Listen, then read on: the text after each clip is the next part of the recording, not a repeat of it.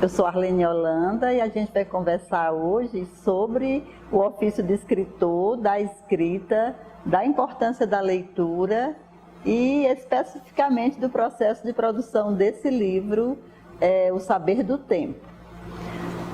Desde criança eu ouvi histórias, eu tive a felicidade de ter o encantamento de ouvir histórias contadas por minha mãe. Eram histórias de folhetos de cordel e eu viajava na fantasia da leitura, daquele mundo maravilhoso da imaginação. Eu lembro que me marcaram as histórias do Pavão Misterioso, de Juvenal e o Dragão.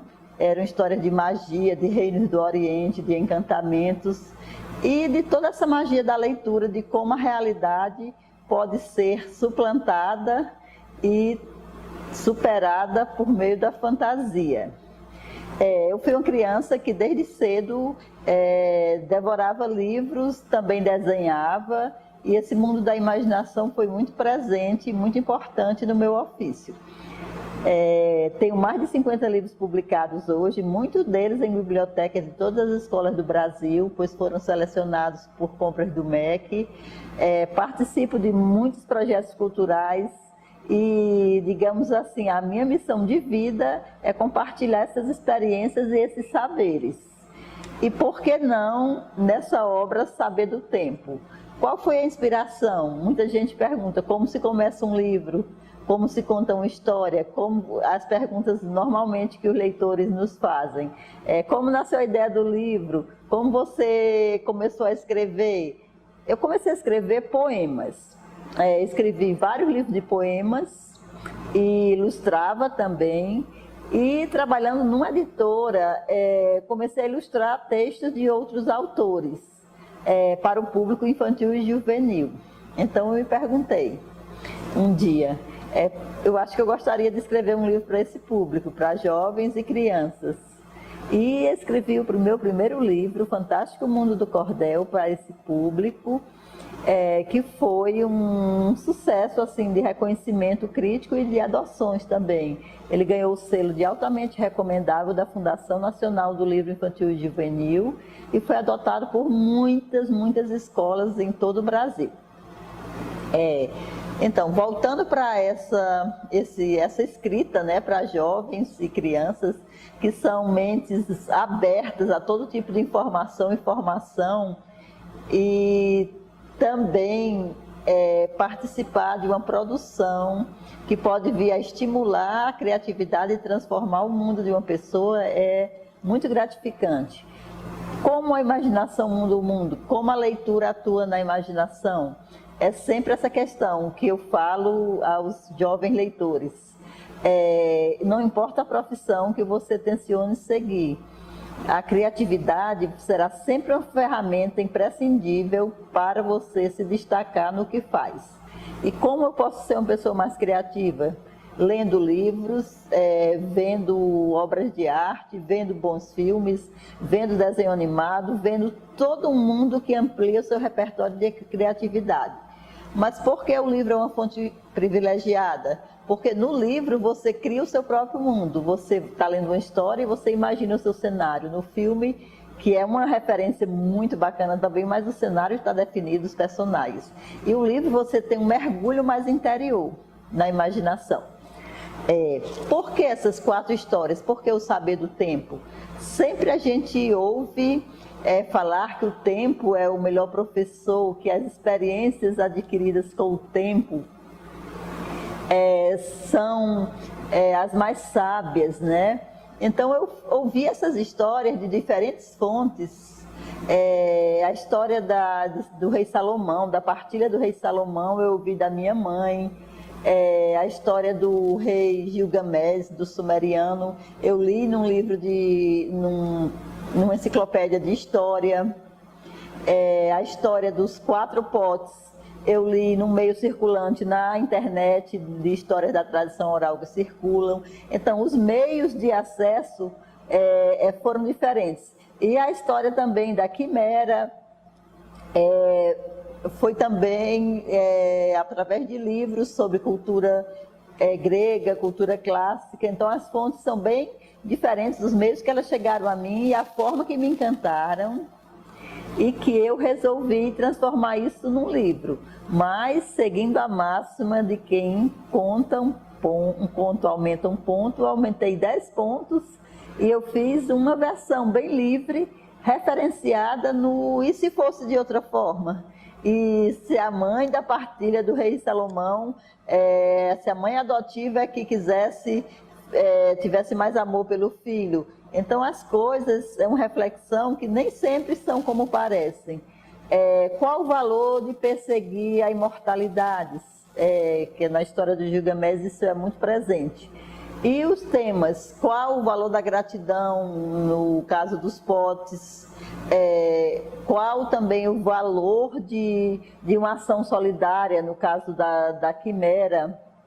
E essas histórias, eu acho que tem, não lição, porque lição, mas tem uma compreensão de ética e provoca, vamos dizer, uma internalização de sentimentos que a humanidade considera positivos, de valores, mas um amadurecimento assim de dentro para fora. São histórias que nos fazem concluir diferentes, vamos dizer, filosofias de vida que é possível construir através desses textos tão basilares na nossa formação.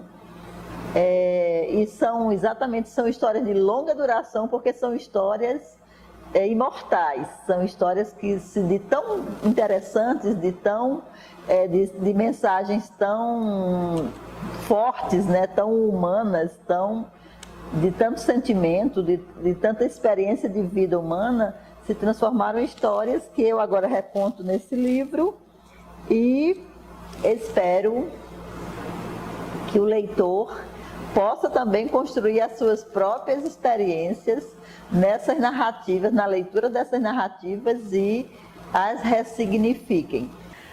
O professor tem à mão uma obra singular de ser explorada em vários aspectos e nós, autores, que somos também, compartilhamos esse trabalho de vocês, desejamos que a obra seja aproveitada em todo o seu potencial.